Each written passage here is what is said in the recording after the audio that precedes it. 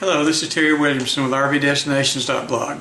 You're obviously on the website now if you're looking at this blog, so if you can, find that subscribe button and click it. Do us a favor and click it. We just made a trip to Jekyll Island, and I learned 3 things on that trip that I wanted to share with you. And that's all this update is about those 3 things. The first one is know your allergies. I dealt with all 3 of these issues on this trip. And the first one being the allergies is I have an allergy to poison ivy, and I knew it, and I was careful. I thought I was careful not to touch anything that even looked like poison ivy. All we did is ride bikes around the island. I definitely didn't touch any vines, or really I didn't touch anything except a tree. I did climb up on a tree. You know how those trees on Jekyll Island, a big limb will come out and it'll sweep down low to the ground and then it'll go back up. That makes the island beautiful. Those trees are beautiful, but I couldn't resist. I had to climb up in one and beat my chest like Tarzan and, you know, try to make a funny video. Well, I did that.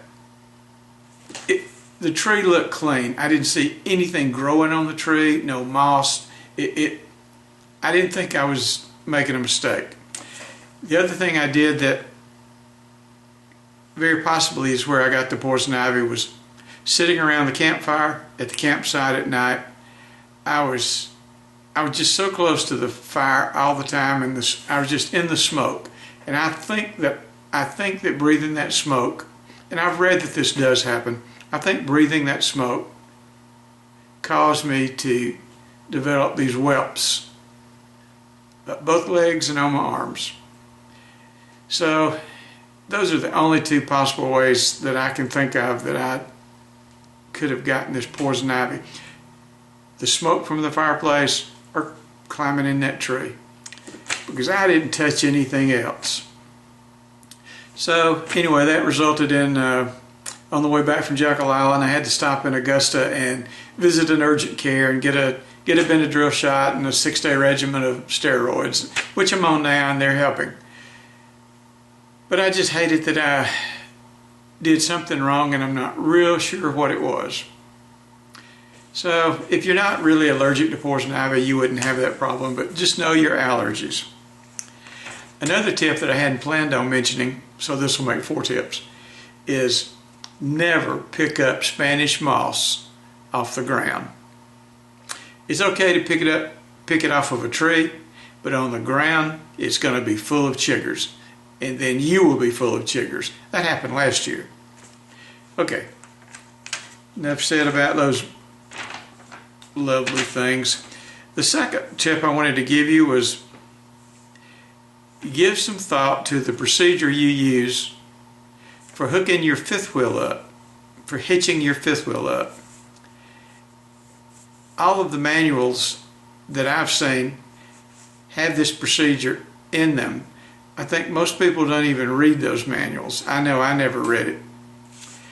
But a friend of mine that was camping with us at Jekyll Island, he just spent $9,000 repairing his truck. He thought he was hitched up properly, and he wasn't. But he thought he was. He was looking at it from the side. The hitch bar went in, the holding pin went in. Everything looked normal. When he pulled away, well, then the 5th wheel was not hitched properly. It fell on his truck, and all that damage was to his truck body bed. He really didn't have any damage to his 5th wheel, but $9,000 damage to his truck. So the 2 things he did wrong, he didn't go around to the back, shine a flashlight up at his hitch and see if the jaws were around the kingpin. He didn't do that. He thought looking at it from the side, and I've thought the same thing. I thought if that bar went in, you were locked and loaded. So he didn't look at it from the back, and he didn't do the test that all the manuals tell you to do. The way you do that test, and you'll probably find it in your manual, but the way you do that test, you leave you hitch your truck up to where you think you got it hitched properly. You let your feet stay on the ground. You don't raise your feet. Your feet are still on the ground. If they're not on the ground, put them on the ground. Then you get in the truck, crank it up, put it in drive. Don't give it any gas, just put it in drive. Put a little pressure on that hitch. If it's going to pop loose, if you're not hitched properly, you'll know it right there. Your truck will pull away. But if you're hitched properly, you'll know it because your truck's not going to move. It's a simple test, but if he had done that test, he wouldn't have had any damage to anything because his landing gear was down. If the truck had pulled away, his camper wouldn't have fallen on the truck. It would have been fine.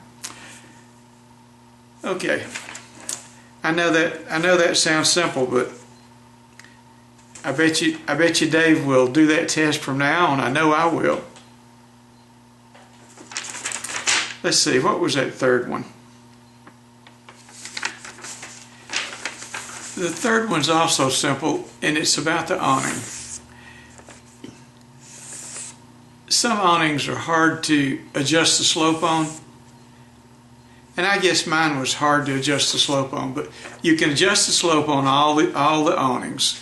You can adjust the slope by the mechanisms on the arms to where it'll either come straight out or it'll come down at a slope. Well, when I bought my camper, it came straight out and I left it there. It's been that way for 3 years. I didn't want to damage it, so I didn't mess with it. Mine was defective when I bought it new and they had to replace it, so I guess I was overly cautious about not damaging it. Anyway, I learned on this trip how to give it a slope. And the reason this is important is because when you're in heavy rainwater can pile up on that slope, on that awning. Rainwater can pile up on that awning and collapse it. If you give it a slope, that rainwater will run right on off. Now some people slope them sideways, a lot of people slope them sideways, but I just slope mine down the same on both arms, and all that rain that we had at Jekyll last week ran right off. So I don't have to change it anymore. It's set, and every time I let it out, it'll have that slope. So if you don't have your awning adjusted to have a slope, you probably ought to. I'm not even going to talk about wind. That's another issue, and I'm not even going to get into that, but I'm just concerned with the rainwater piling up on top of the awning. So with those 3 tips, go have a good time camping. This is Terry Williamson with RVDestinations.blog.